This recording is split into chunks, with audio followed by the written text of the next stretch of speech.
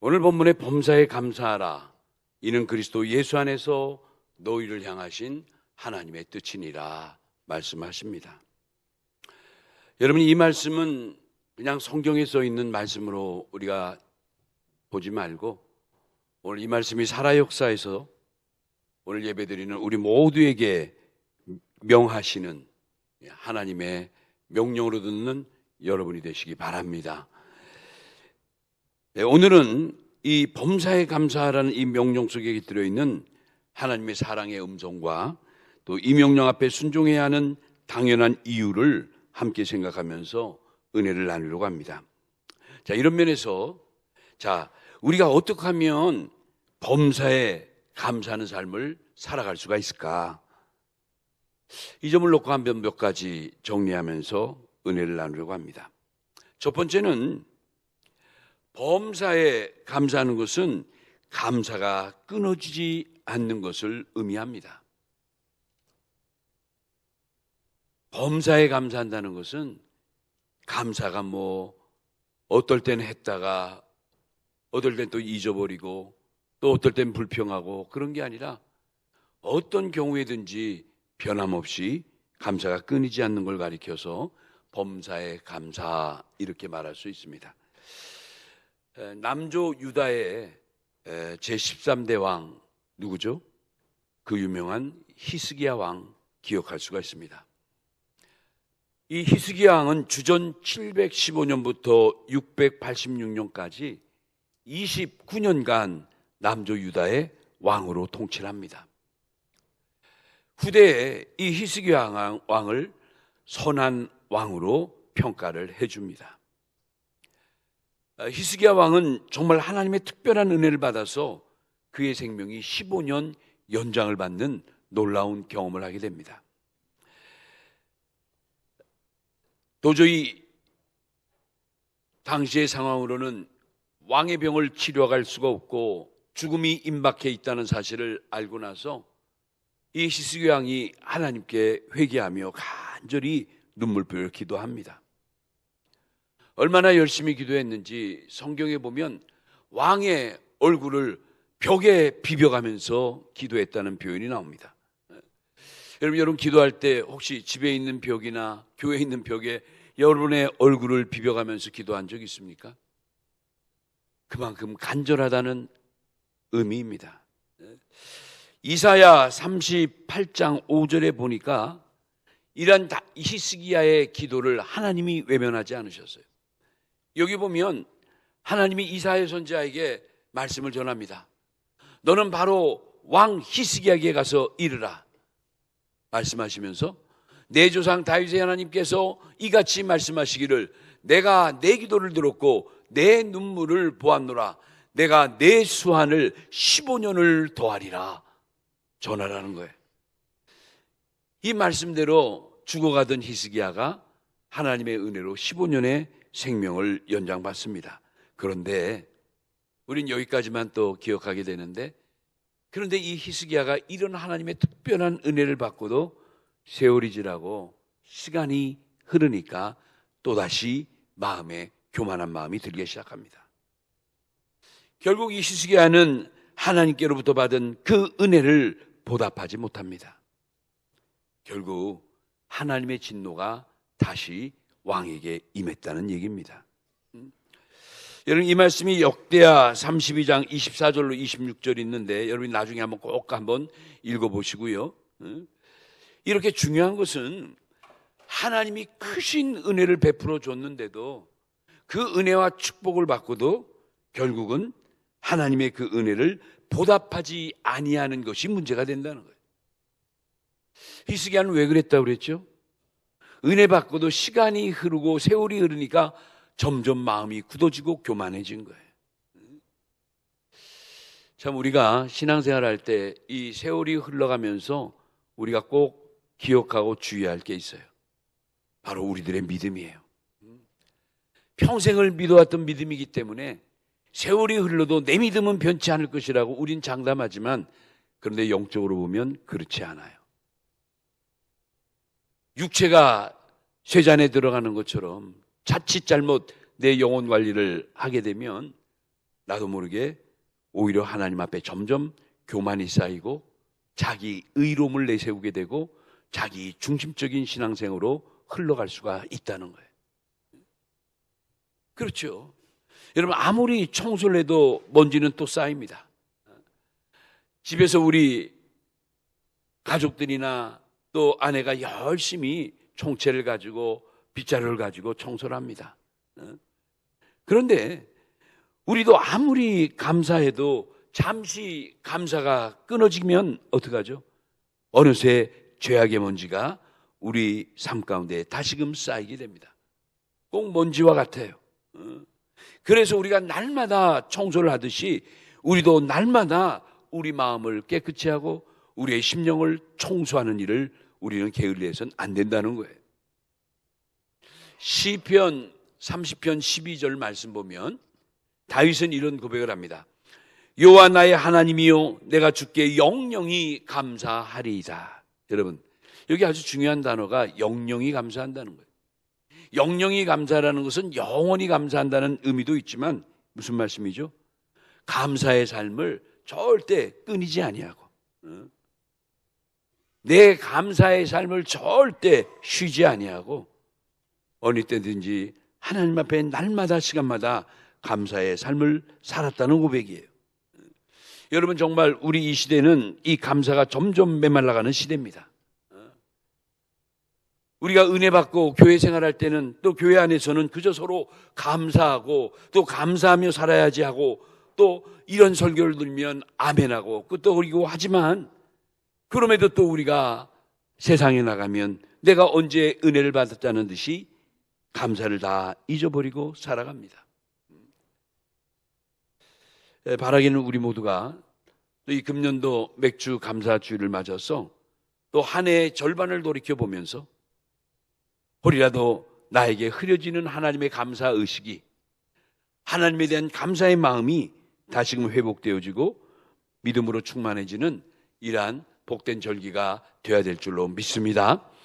여러분, 우리 절기 가운데 맥주 감사주일은 꼭 상반기 첫 주, 매년 7월의 첫 주일이 맥주 감사주일 절기로 지키는 날이에요. 참 생각할수록 감사한 건 이렇게 한 해의 절반을 딱 지나고 후반기를 막 시작하는 첫 주가 맥주 감사주일이라는 것이 상당히 의미가 있다는 거예요. 우리는 작심삼일이란 말이 있습니다. 연초에는 열심히 하겠다 다짐하고 결심하고 금식도 하고 뭐 여러 가지로 하나님과 함께 출발하지만 또 한 달이 지나고 세월이 지나고 계절이 변하면 우리 마음이 알게 모르게 또 느슨해지고 받은 은혜를 잃어버리고 그렇게 됩니다. 하나님에 대한 감사가 끊이지 않는다는 것 너무나 귀한 일이에요.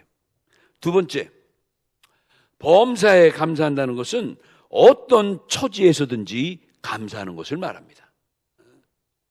어떤 경우에도 어떤 상황에도 하나님 앞에 감사하는 것만큼은 변치 않는다는 거예요. 여러분, 이런 삶을 살아가십니까? 우리는 좋은 일이 생기거나 생각지 못한 또 행복한 일이 발생하면 그저 우린 기뻐하고 할렐루야를 외치고 뭐 교회에서나 또는 뭐 저에게나 또 주변 사람들에게 이 좋은 소식을 알리고 얼마나 좋아합니까? 그런데 혹시 기분 나쁜 일이 생기거나 갑자기 어려운 일이 닥치거나 또는 뭔가 서운한 일이 발생하게 되면 어떡하죠? 앉을 것도 변하고 말투도 변하고 눈빛도 변하게 됩니다. 어느 분들은 이렇게 또 교회 생활하다가 또 구역 식구 또 교회 안에 또는 우리 또 교육자들에게 혹시 서운한 일이 생기면 아예 교회도 안 나오는 경우도 없지 않아 있어요. 사연을 들으면 참 별것도 아닌데 내용이 너무너무 그게 아닌데 잘못 오해하거나 잘못 생각해서 너무나 큰 시험에 드는 경우가 왕왕 있어요. 여러분, 이렇게 되면 대개는 감사의 삶하고는 멀어지지 않습니까? 이건 범사에 감사하는 모습이 아닙니다.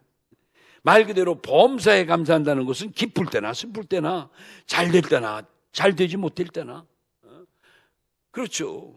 내가 기분이 좋을 때나 기분이 나쁠 때나 쓰임을 받을 때나 쓰임을 받지 못할 때나 그런 거 상관없이 하나님 앞에서만큼은 항상 감사하는 모습 가지고 살아가는 것, 그게 중요하다는 거예요. 오늘 데살로니가전서 5장 18절에 항상 기뻐하고 범사에 감사하고 쉬지 말고 기도하는 이 모습이, 이 세 가지가 우리 믿는 성도들의 세 가지 신앙의 삶의 모습이어야 될 것을 강조하고 있지 않습니까? 여기 항상이나 쉬지 말고나 범사, 이 말의 뜻이 좀 다르지만 내용상은 일맥상통하는 거예요. 말 그대로 변함없이, 끊임없이, 어떤 경우에라도, 이런 뜻이에요. 여기 범사에라는 이 본문의 그 단어가 헬라어로 볼 때 그 엔판떼라는 단어를 쓰는 엔판띠라는 단어를 쓰고 있는데, 이게 뭐냐면 첫 번째가 모든 경우에 또는 어떤 처지에든지라고 하는 것을 우리 성경에는 범사에라고 이렇게 번역을 했어요. 근데 이제 우리 NIV나 영어 성경에 보면 범사에 감사할 때 범사에라는 그 표현을 이렇게 쓰죠. In all circumstances라는 단어를 써요. circumstance. 이 circumstance라는 게 대개는 상황 또는 어떠한 경우, 처지, 이런 단어거든요. 그러니까 어떠한 모든 상황에든지 너희는 하나님께 뭐하라? 감사하라. 그렇지? 여러분, 우리가 정말 이 말씀대로 범사에 감사하는 삶을 살아갑니까? 저는 이 범사에 감사를 좀 쉽게 말하면, 여러분 전천후라는 단어 기억하십니까? 요즘 뭐 전천후 폭격기, 뭐 전쟁이 주변에 많으니까 무기용어 써서 죄송하지만은 그런 단어 있잖아요. 얼마 전에 미국이 이란을 습격하고 핵시설을 무장 해제하기 위해서 비밀리에 공격할 때 보세요. 그 엄청난 비행기들이 가는데 세상에 어떤 기후나 악조건도 상관하지 않고 그 머나먼 길을 미국 본토에서부터 세상에 이란까지 날아가서 쥐도새도 모르게 핵시설을 파괴하는 모습을 보세요. 예전에는 어떻게 되죠? 눈이 오고 비가 오고 안개가 짙고 바람이 엄청 불고 막 태풍이 오면 비행기가 뜨질 못해요. 가다가도 회항해요. 근데 요즘 이제 최신의 전투기도 그렇지만 비행기도 굉장히 또 발전을 해서 웬만한 기후도 상관없이 가죠.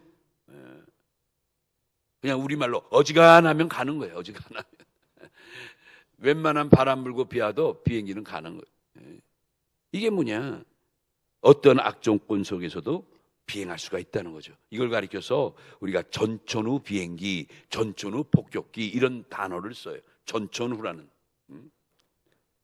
여러분, 그렇다면 우리 하나님의 말씀을 받고 이렇게 믿음으로 살아가는 우리 모두들도 말 그대로 감사의 삶에 있어서도 전천후가 되어야 되지 않겠습니까? 우리의 믿음이 환경에 좌우되지 않는 전천후 신앙을 갖고 있어야 되지 않겠습니까?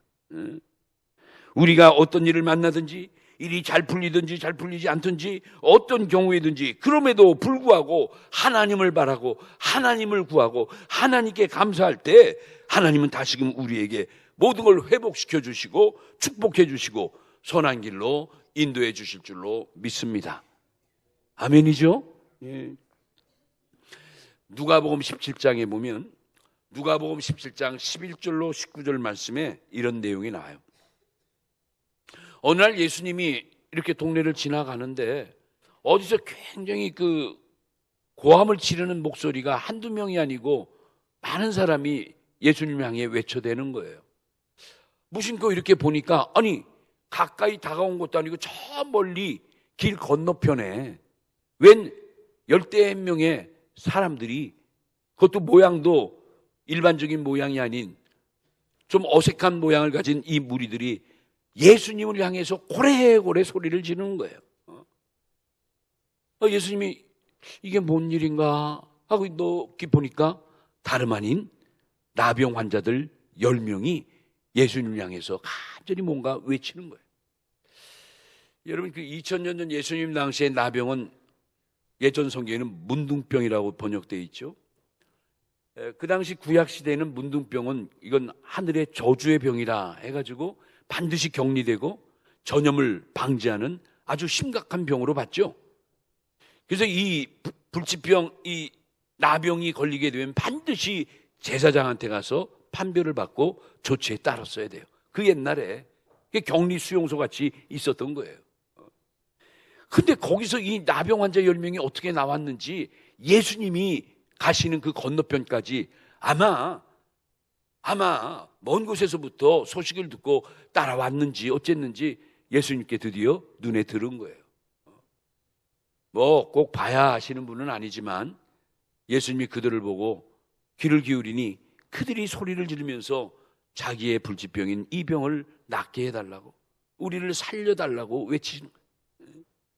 안쓰럽기도 하고 딱하기도 하고, 주님 앞에 달려와서 대면할 수도 없는 이런 상황에 있는 특별한 이 나병 환자들의 그 외침을 주님은 외면하지 않으셨어요.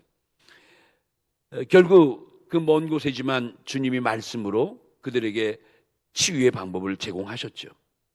결론적인 것은 이들이 다 나음을 입었다는 거예요.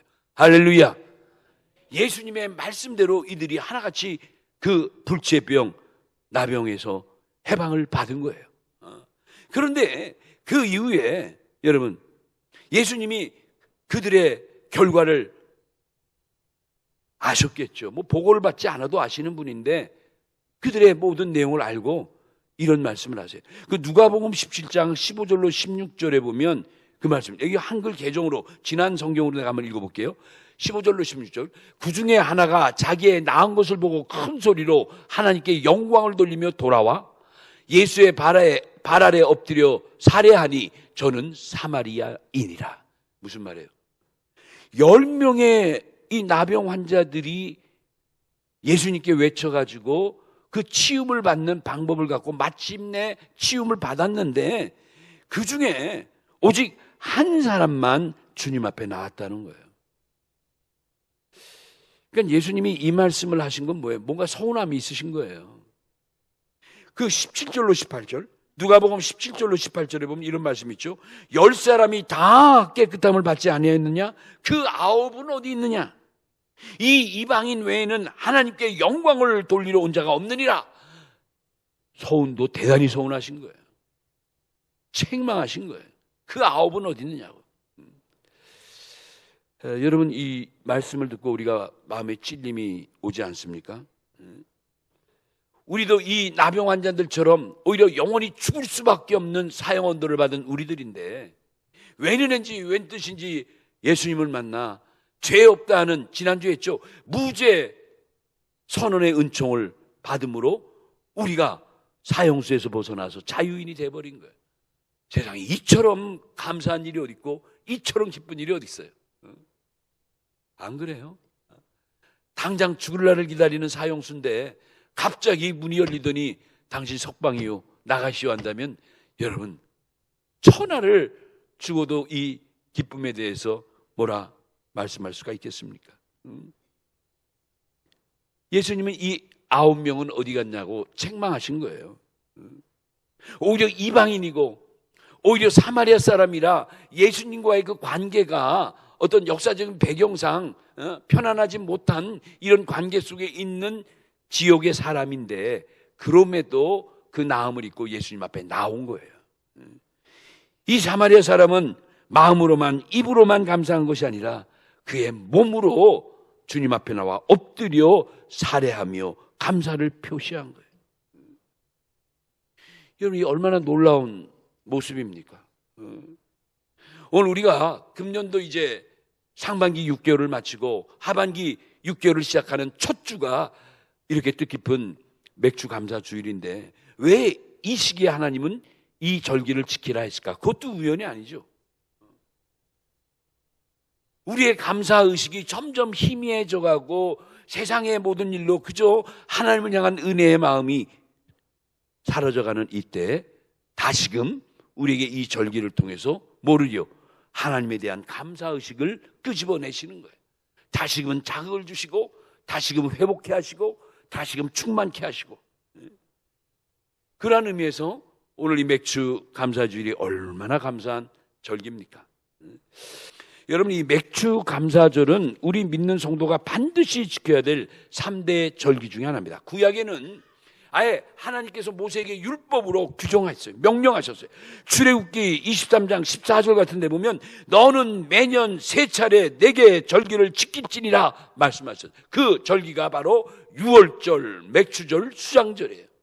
하나님의 백성이 지켜야 될 3대 절기예요. 근데 이게 왜 중요하냐면, 왜 그렇게 지키라고 구약시대부터 명령했냐면, 여기에 아주 귀한 깊은 뜻이 있는 거예요. 그게 뭐냐? 이 절기 속에 구속사적으로 하나님의 사역을 예표해 주고 있다는 거예요. 야, 그 옛날에 예수님 오시기 무려 몇 천 년 전에 하나님은 벌써 구약 이스라엘 백성들의 절기를 통해서 오실 예수님의 사역을 그려놓으신 거예요. 여러분, 얼마나 놀라운 일이에요. 그러니까 첫 번째, 무교절. 무교절은 이제 유월절과 겹쳐 있으니까 이제 같은 절기로 보지만 7대 절기에서는 또 나누죠. 근데 이 무교절과 유교절은 어떤 구속사적 의미가 있냐면, 예수님이 인류의 죄를 위해서 십자가에 돌아가신 이 십자가의 사역을 예표한 절기가 유월절, 무교절이에요. 이건 이제 우리 신앙의 시제로 보면 과거적 사건이죠. 여러분이 이미 예수를 구주로 믿고 내 죄가 다 사함받고 예수님이 십자가에 피 흘려 돌아가심으로 내가 그 피로 인하여 내 죄가 다 씻음받는 사건, 이건 과거적 사건이죠. 구원의 과거적 사건이에요. 그런데 그 과거로만 끝나는 게 아니죠. 오늘도 중요한 거죠. 오늘이 중요한 거죠. 주님 오실 때까지 계속 날마다 우리가 성령의 사역으로 말씀과 기도로 거룩해지고 성령의 은혜와 믿음이 충만해지는 이 사역은 지금도 이루어가야 될 현재적 사건인 거예요. 세 번째, 수장절을 지키라 할 때, 이 수장절은 다른 말로 장막절이기도 한데, 이 장막절과 수장절은 우리 주님 재림으로 이루어질 완전한 천국의 세계를 예표한 거죠. 그래서 이 장막이라는 것은 곧 천국을 상징하는, 가리키는 말이기도 하는 거 아닙니까? 이건 미래적 사건이죠.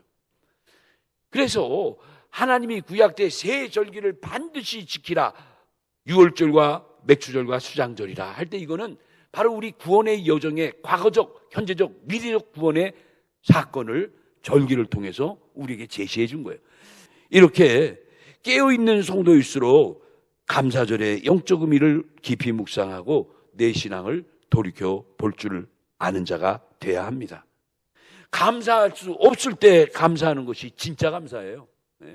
찬송할 수 없을 때 찬송하는 것이 진짜 찬송하는 겁니다. 아무리 어렵고 힘든 역경과 곤란 속에 있다 하더라도 그 안에서 하나님의 자비하심을 헤아려 찾아보는 것이 바로 진정한 감사의 모습인 거예요. 여러분, 범사의 감사는 하나님의 표준으로 생각하는 은혜입니다. 이 표현 꼭 기억하세요. 범사의 감사는 무슨 표준으로? 하나님의 표준으로 생각하는 은혜다. 이게 무슨 얘기냐면, 사람이 감사하지 않는 심리를 가만히 보면 모든 생활의 중심이 하나님 중심이 아니라 자기 중심의 삶을 살아가는 사람들은 결국 범사의 감사의 삶을 이룰 수가 없다는 거예요. 이런 사람들은 그저 기분 좋으면 감사고, 자기 마음에 들면 교회 나오고, 뭐 그렇지 않으면 또 안 나오고. 누구 상관 안 해요. 누구 중심이니까?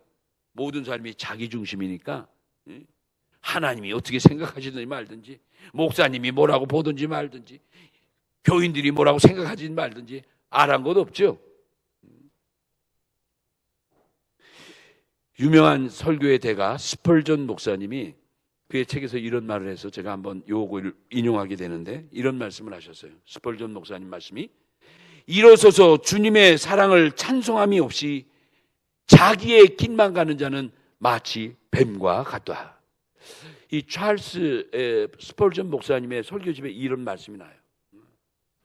그냥 앉아서도 아니고 서서 기쁨으로 하나님을 찬양하는 이 찬송함이 없이 그저 자기 뜻대로만 가는 사람은 뱀과 같다.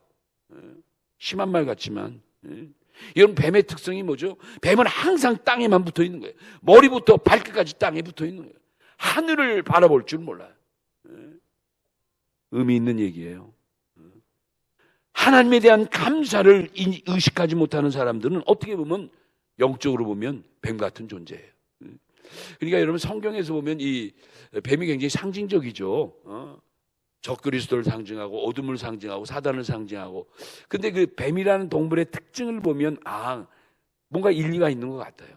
뱀은 또 혓바닥도 2개고, 그렇죠? 냉혈 동물이고, 또 어둠이나 이런 그늘진 곳 좋아하고, 틈새 좁은 길에 꼬불꼬불 아무도 모르게 다니는 모습들. 이런 걸 보면 뭔가 뱀을 이렇게 어둠에 상징하는 동물로 성경에서 특정화한 것이 그건 뭔가 의미가 있는 거예요. 말씀 마칠게요. 여러분, 범사의 감사가 우리 인생의 최고의 보약인 줄로 믿습니다. 우리 요즘 영양제, 건강식품 얼마나 많이 먹어요. 그런데 무슨 일이 있어도 범사에 감사할 줄 아는 마음은 약 중의 약이에요. 이미 의학에서도 나왔죠. 하루에 15번 이상씩 크게 웃으면 암이 안 온대요. 암병이. 심한 병이 오질 않는데요. 여러분, 얼마나 감사해요. 하하하, 박장대소란 말 있죠. 박장대소를 하고 하루에 몇 번씩 그렇게 웃어제치면 내 몸에 든tal 병들도 도망간대요. 그러니까 의도적으로도 웃어야 돼. 안 웃겨도 그냥 한번 거울 보고 아무도 없어도 그냥 하하하하하 하시라고. 그러니 여러분, 웃음이 얼마나 감사하고 감사하는 것이 얼마나 하나님이 주신 축복이에요. 여러분, 범사의 감사가 맥주절 중심에 흐르는 아주 중요한 정신이라는 것. 범사의 감사가 맥주절 중심에 흐르는 중요한 정신이라는 걸 여러분 잊지 마시기 바랍니다. 여러분이 어떤 경우에 있든지 금년도 맥주 감사절을 맞이해서 이 신앙 가지고 오늘까지 환경의 복을 주신 그 하나님, 그 은혜를 한번 더 헤아려 보세요.